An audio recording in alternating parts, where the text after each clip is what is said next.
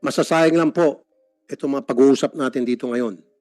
And we have to craft laws na para matulungan sila, magkaroon sila ng tools, not only to protect our citizenry, to protect themselves as well.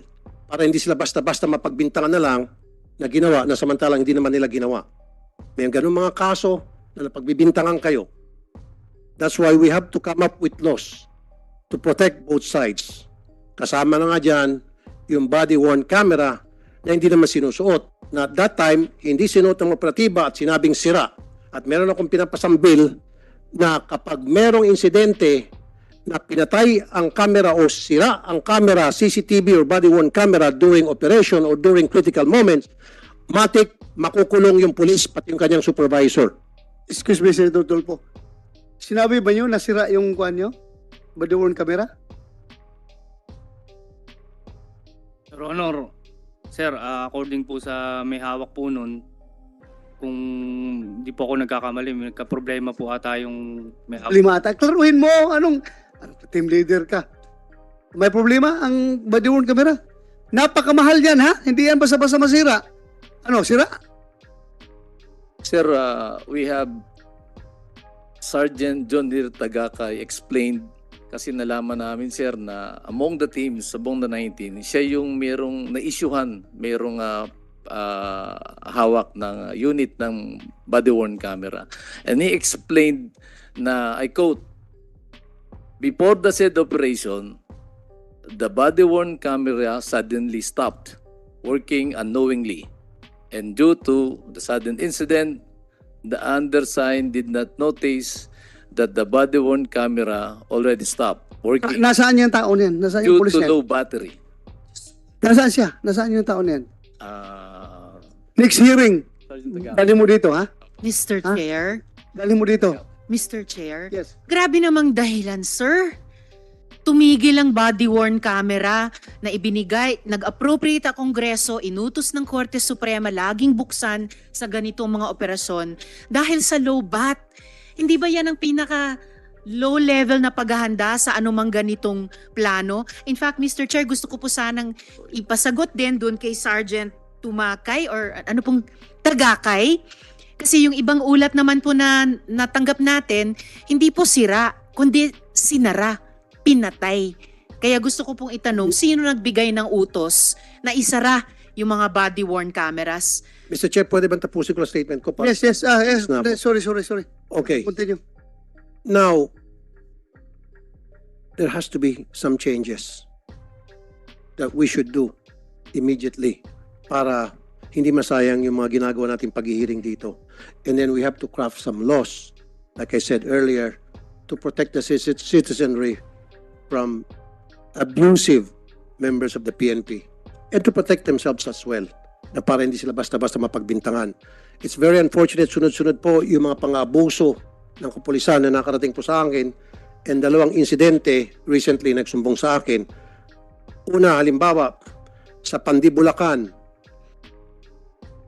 isang grupo ng Bonnet Gang na later na pag-alaman ng mga pulis. Pinasok ang bahay ng isang tao dahil sa timbre ng isang asset na nandun daw yung hinahanap nila may warrant. Wala silang warrant of arrest na pinakita, walang search warrant, nakabonet sila, pumasok ng bahay, natural, yung may-ari ng bahay, pumalag at nagkaroon ng commotion. Anong ginawa nitong Bonnet Gang ng mga policeman? Kinulong yung may-ari ng bahay sa kasong direct assault and resisting arrest. Again, nakabonet at hindi alam na sila pala yung mga pulis. Walang warrant, walang search warrant, walang ID, no nothing. Pangalawa, nung pagpunta po nung anak nung kinulong para dalawan yung kanyang tatay, pati yung anak kinulong. Case number 2.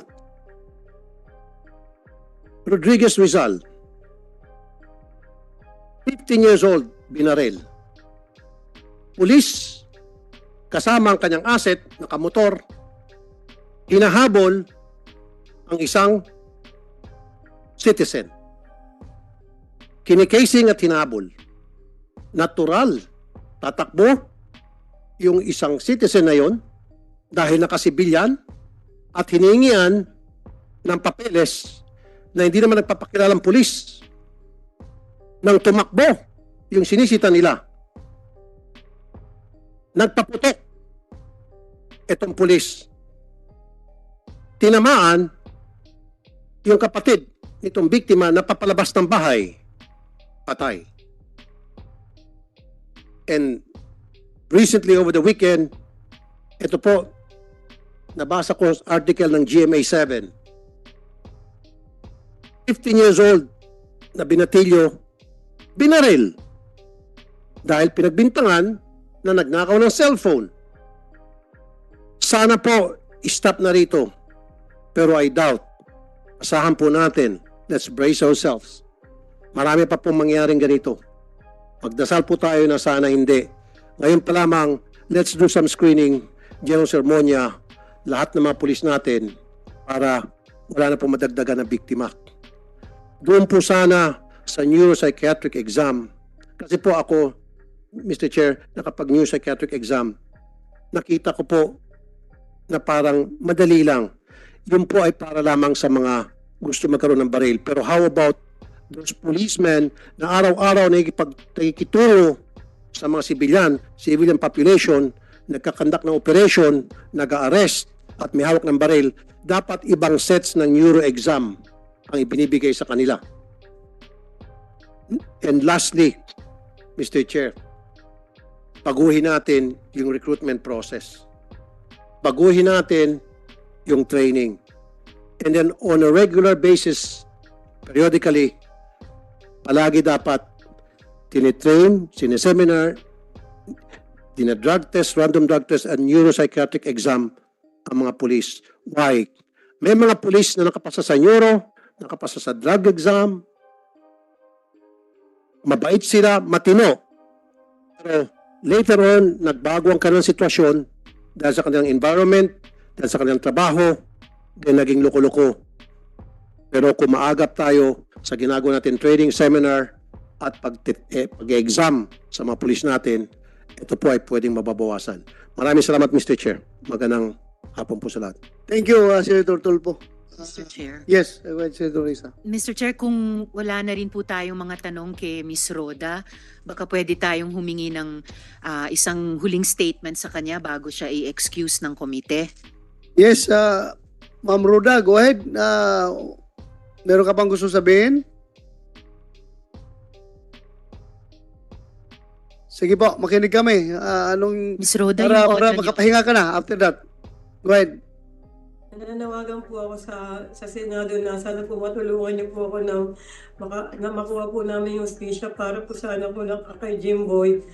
At po, sana po mabigyan po yung attorney namin ng mga ebidensya para po maluko po yung kaso ni Jimboy na maging murder po. Mas mataas pa po sa pinasa po ng mga pulis sa anak ko. Saka nananawagan din po ako sa mga